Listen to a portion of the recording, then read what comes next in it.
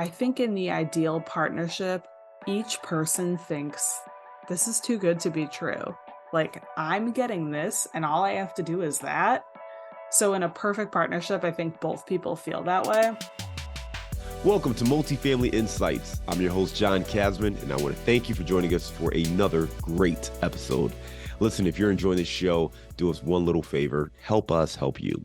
Leave us a rating and review. Give us some feedback on the show. We'd love to hear from you and understand what's working, but also take any candid feedback to help the show work harder for your investing goals. And if you haven't done so already, make sure you hit that subscribe button so you don't miss an episode. We've got a fun show today. We're going to be talking to Jessie Dillon. Hey, Multifamily Insights listeners, if you're looking to invest beyond multifamily, make sure you check out the Invest Beyond Multifamily Conference this fall, Wednesday, October 11th through Friday, October 13th, here in Cincinnati, Ohio. Listen, you're going to learn how to invest in non-residential commercial real estate and master the art of scaling your commercial real estate business. Now, this event is being hosted by Hopedale, guest on the show, and he's featuring great speakers such as Nate Barger and Joe Fearless. If you want to learn how to invest beyond just multifamily, be sure to check out this event October 11th through the 13th.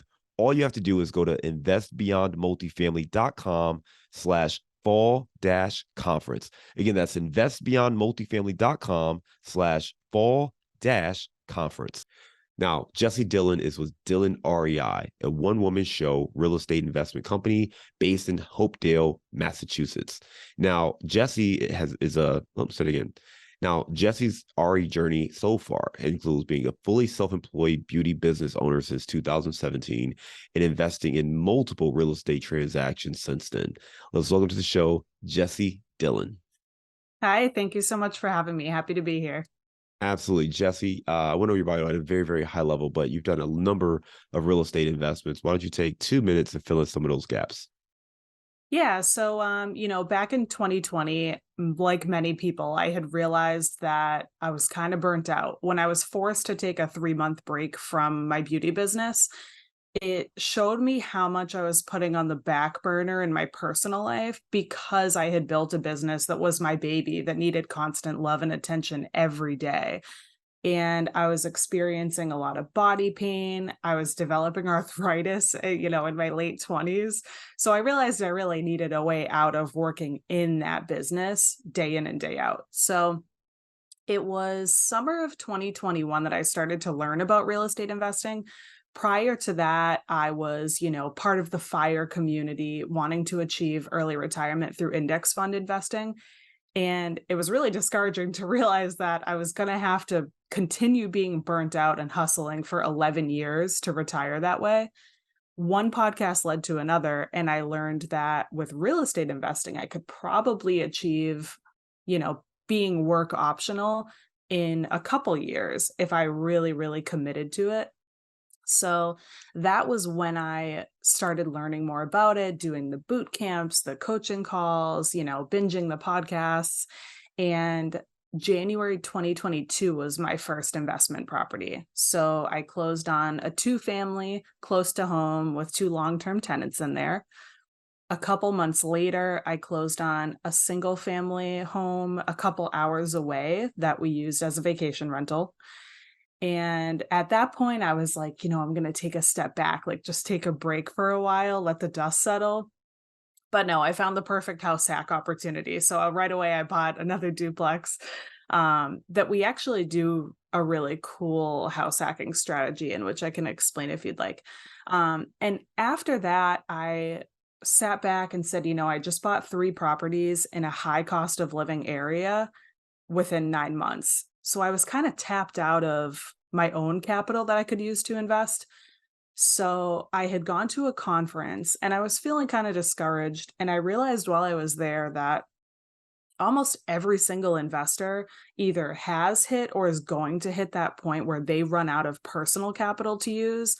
And I was really resistant to partnerships, but I opened my mind to it, and partnerships have been so good to me this year. So it was just about a year ago that I made that shift in my mindset about it. And since then, I've bought a 13 unit out of state with a partner. And I've also done an awesome wholesale deal with another partner. Since then, I've also let go of that single family home that we used for vacation rentals because it wasn't really aligned with my long-term strategy. So, yeah, that's where I am today. I love it. Jesse, you hit on some really great things, right? First of all, talking about being that beauty owner, having that business, but it really controlled your life, getting arthritis in your late 20s and realizing that, this is not the thing that I really want to do. And as you looked at your options, you landed on real estate, as so many people do, recognizing the power of real estate investing to create wealth and also provide cash flow. 2022, January, you make your first investment, and here you are now with multiple deals under your belt. um, Talk to me about getting started, because for many people, that first deal is the hardest one, and the market's been pretty tight, over the last few years. So, how'd you come across this deal? What gave you the confidence to pull the trigger on it? And just tell me a little bit more. I think already having been a business owner and fully self-employed, I wasn't very risk averse. So when I had started my beauty business, I left my day job when I was completely paycheck to paycheck. And me and my husband, we had no savings. So there was really no failure was not an option. So I've never really been risk averse. So getting started wasn't as scary for me as I think it is for many people. I'm also fortunate to have a really supportive partner too. So when I had said, over the last couple years, we've stashed away this much money, I think we should blow it all on an investment property. My husband was like, all right, yeah, if you think that's best. So I'm fortunate to have a really, really supportive partner. Um, this property had been sitting on the market at this time. So this was right around Thanksgiving 2021. It had been sitting on the market for 40 days, I think, which around here at that time was a really long time. And I wasn't using a buyer's agent. I went straight to the listing agent. We toured the property together and we really hit it off. And I think building rapport with her made a huge difference. And I went home and I ran all the numbers.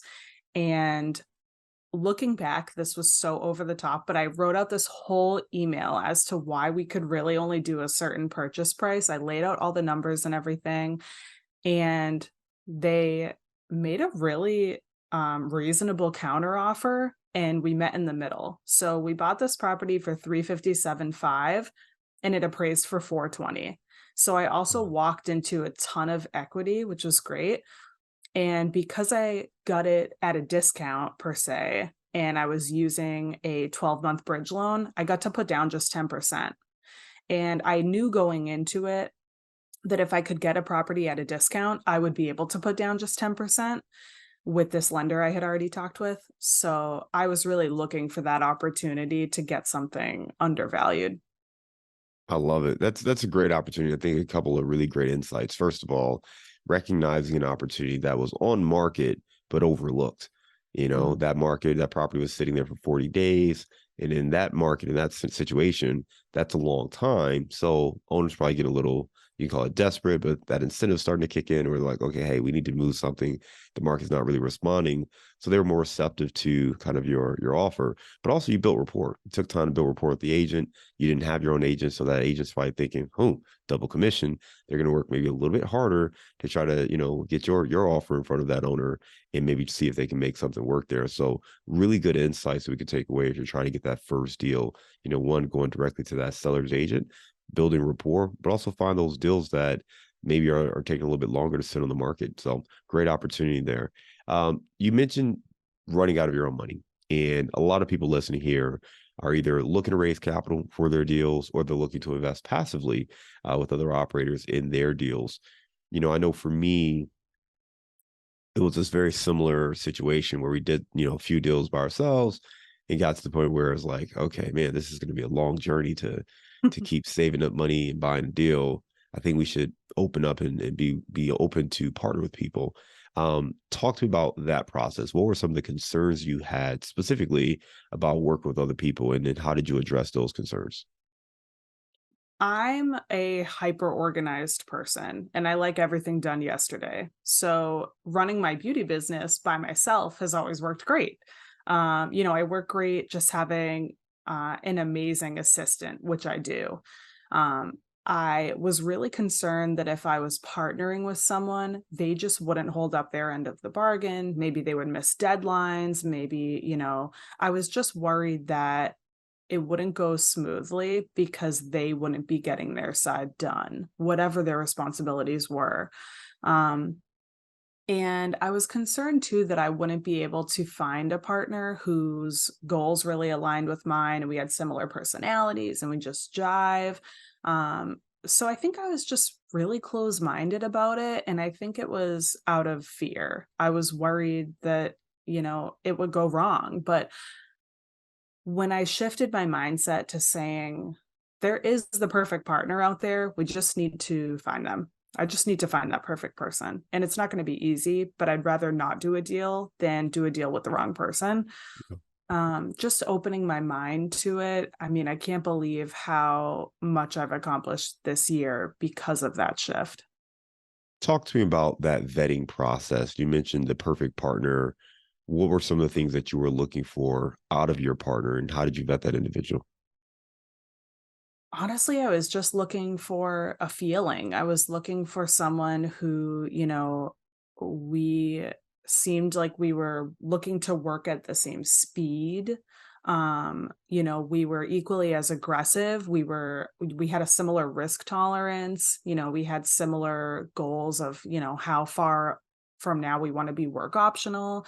Um, but it was really all just a feeling. And I did have in my mind, based on the type of deal I'd like to get into, I'm really looking for a partner with X amount of capital to put into this deal. But I also knew I would rather maybe have to go with a smaller size deal with the right person than go with the wrong person just so that I can get into a bigger deal. So the process sort of looked like having a couple phone calls, meeting for coffee, another phone call. I think me and the partner that I ended up buying the 13 unit with a couple months ago, we had two phone calls, a coffee meeting, and another two phone calls. And on that last phone call, she had said, "All right, I'm good to go. I talked to my financial planner. This is how much money we have to work with. Let's do it." So after that, we had met with an attorney. We, got all our ducks in a row with our trust and her LLC and all the documents we needed. And then we were ready to go to start making offers. I love it. I love it. When you were having these phone calls, you mentioned two phone calls, kind of an in-person coffee meeting, another two phone calls before kind of agreeing. Was there any question or any, I guess, major thing you were looking for, looking to identify during this vetting process? For me personally, I wanted to work with someone who really didn't have the time or interest in doing this on their own. So it was important to me to work with someone who I got a good feeling that they weren't going to micromanage my active side of the partnership. Um, and yeah, I think that was the main thing. Like one powerful question that we had discussed was, what's your biggest fear going into something like this? And mine was working with someone who was going to micromanage my roles in the partnership. So I really liked that this partner is more on the busy side. She has a demanding career, so she kind of doesn't have the time or space to micromanage my side of things. And I could see that I gave her every reason to really trust that I knew what I was doing and be able to just, let me be in my lane and she's in her lane. I love it. I think it's really helpful for people to have those conversations and understand what that process looks like, because Mhm. it's one thing to say, okay, hey, I should raise money or I should vet partners, but understanding what questions to ask and more specifically, understanding what you're looking for, it's so key. And you just nailed it, right? Understand what your concerns are. What are your fears? And for you, it was making sure you didn't get a partner that was going to micromanage you. Coming from being an entrepreneur, running your own business, that was something that obviously is a big concern, is partner somebody who's going to, make you feel like you have a job because, they're trying to treat you like, you work for them as opposed to with them. And addressing that up front, as a part of that vetting process, it's a great way to document it, to clearly identify roles and responsibilities. And even if there is an issue down the road, you can come back to this point because you've addressed it, versus if you never addressed it, now this is the first time you're talking about it, but now that becomes an issue. So really great points that you bring up, and I think good things for people to learn. You talked about, doing that partnership, get some JV deals out there now. What does the portfolio look like today, and what are you looking to build moving forward? So today I'm 50% owner of that 13 unit long distance that's out in Chicago. And I still own the two duplexes that I had bought in 2021, no, 2022. I had sold off the single family home that we used as a vacation rental. So that's where I'm at now. And my plan for the next year or so is to continue buying value add multifamily properties long distance in areas that are a little easier to find cash flow in as opposed to the Northeast. And doing that through these partnerships. I really love the way that the partnership on that last deal is structured. It works really well for me, and I think it works really well for my ideal partner. Um, so I'd like to kind of rinse and repeat that exact deal a couple more times over the next year. So right now I'm just interviewing potential partners, sharing more about what I'm doing on social media, and just kind of trying to get out there in front of that ideal partner through going to networking events that are not geared towards real estate, but maybe geared towards other people who have capital to deploy, but they're busy with other ventures, but they know the wealth building power of real estate. So that's really, who I'm trying to get in front of, and just having discovery calls with those people. And even if a partnership with me is not right for them, I always try and set them up with, another opportunity that might be better. For example, there's another beauty business owner that I know who had a certain amount of capital to deploy, and it wasn't really enough to get into a 5 unit and up deal with me, but it was enough for a really great private money deal. So I had set her up with another investor who does work with just private money. Yeah, and I think that comes back to relationship building, right? It's one Mhm. thing for you to find someone who's the perfect or ideal investor for you, but even if they're not, you can introduce them to someone else who may help them with their goals. And that's the great thing about having a bigger picture, long-term approach, is you can help people no matter where they're at. And I know you do a lot of content, right? You've got your social media page, you've been on the BP Rookies Real Estate show, and you've done some other things there, and you've been able to help other people with where they're at with their journey, how to get started. Talk to me a little bit more about some of those different appearances and being able to help people who maybe are where you were when you were first starting out. Yeah, I mean, I'm fortunate to have had opportunities to go on a handful of investor focused podcasts this year. And I have a bunch more scheduled for this fall, which is great because I think there's just not a lot of people at the point that I am at who are showing up on podcasts. I think I'm at this weird in between phase, which you and I kind of talked about before. Um, where I'm not really a rookie anymore, but I'm not one of the big guys yet either. So I think it's nice to just have this weird in between phase represented. I've also been doing appearances or guest speaking gigs at local investor meetups. I do consulting calls with anyone who's interested in getting into their first investment property. Um, and, it's just nice to build relationships with people. It's nice to have people to talk about real estate with because I know most of us can relate when I say that I don't really have a lot of people in my real life that I can talk about real estate with. Um, so that's why I always tell newbies, like, if you go to a meetup, you will be shocked by how many people are just happy to have someone to talk shop with. Everyone's worried that no one wants to share the secrets, but I've noticed in this industry, everyone wants to talk, everyone wants to help and just connect and see how we can support each other. I think that the thing that's really important there is that, particularly when you're starting out, you also need these reminders that you're not insane, right? Because when you're talking to your friends and family, and you kind of said it jokingly when you talk to your husband, right? It's like, hey, all this money we've been saving, I want to invest it in real estate, right? Or throw it away in real estate. And it's like some people will genuinely be like, oh, you're gonna blow it all, right?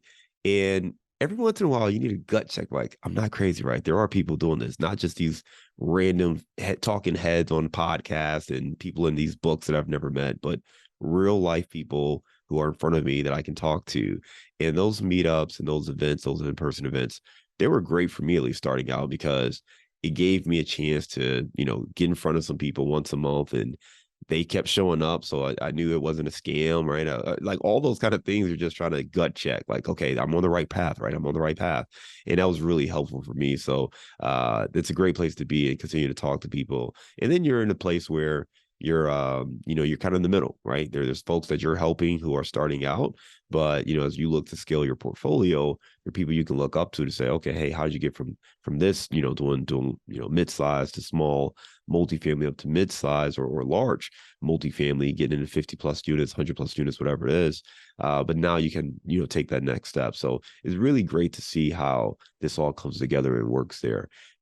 Where can we learn more about some of the things you've got going on and check out more of your content? I definitely spend the most time on Instagram. So on Instagram, I'm Jessie Dillon with an underscore at the end. I try to share educational content on there at least a couple times a week. So yeah, that's where I can be found. All right, we'll make sure we link to that. And you mentioned your ideal partner. If that person's listening, describe them. I would say my ideal partner is someone who knows the wealth building power of real estate, but they don't really have the time to go it alone or to learn how to do it alone.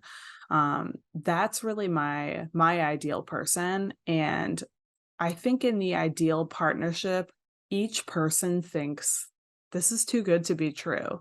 Like, I'm getting this, and all I have to do is that. So, in a perfect partnership, I think both people feel that way. So, yeah.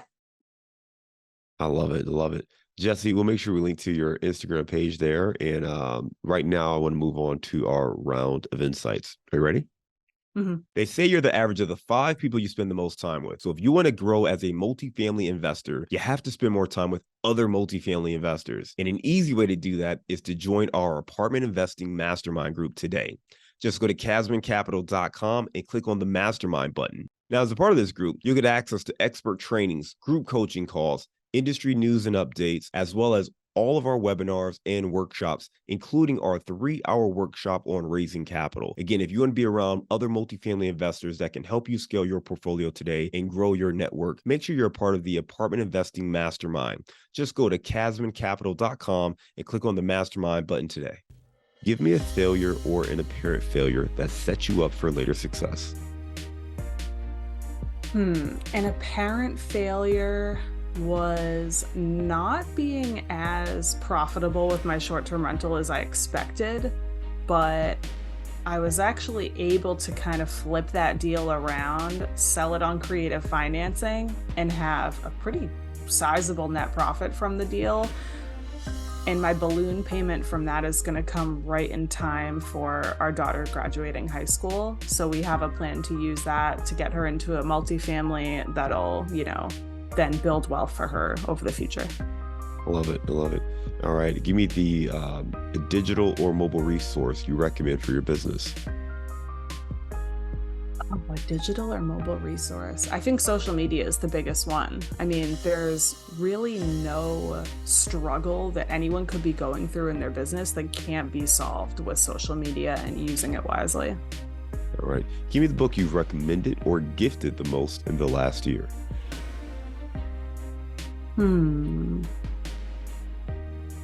That's a tricky one. It's not going to be one that anyone else has recommended on here, I don't think, but it's called Discovering Your Dharma, and it's by Sahara Rose, who's actually from Massachusetts as well.